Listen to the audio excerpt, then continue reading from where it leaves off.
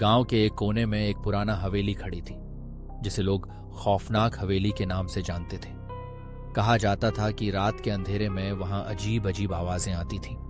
गांव वालों का मानना था कि हवेली में एक आत्मा बसी हुई है जो किसी कारणवश शांति नहीं पा सकी। एक रात एक साहसी युवक आर्यन ने तय किया कि वह हवेली की सच्चाई का सामना करेगा। उसने अपनी दोस्ती के लिए एक चुनौती स्वीकार की और रात के गहरे अंधेरे में हवेली की ओर बढ़ा। जैसे ही वह हवेली के दरवाजे पर पहुंचा, एक ठंडी हवा ने उसका सामना किया, जैसे कोई उसे अंदर बुला रहा हो। उसने हिम्मत जुटाई और दरवाजा खोला। अंदर का माहौल सन्नाटे से भरा हुआ था। दीवारों पर पुरानी तस्वीरें चिपकी हुई थीं, जिनकी आंखें जैसे उसे घूर रही थीं। आर्यन ने एक पुरानी सी सीढ़ी पर कदम रखा। हर कदम के साथ उसे ऐसा महसूस हुआ जैसे कोई उसके पीछे चल रहा है।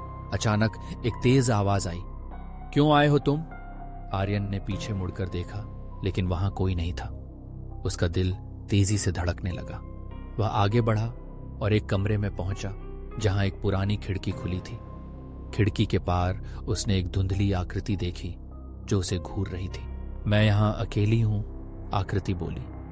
तुम्हें यहां नहीं आना चाहिए था। आर्यन की हिम्मत टूट गई। उसने दौड़ते हुए हवेली से बाहर निकलने का प्रयास किया, लेकिन दरवाजे ने खुद को बंद कर लिया। उस रात हवेली में उसकी चीखें गूंजती रहीं, लेकिन सुबह जब गांव वाले आए तो हवेली फिर से शांत थी।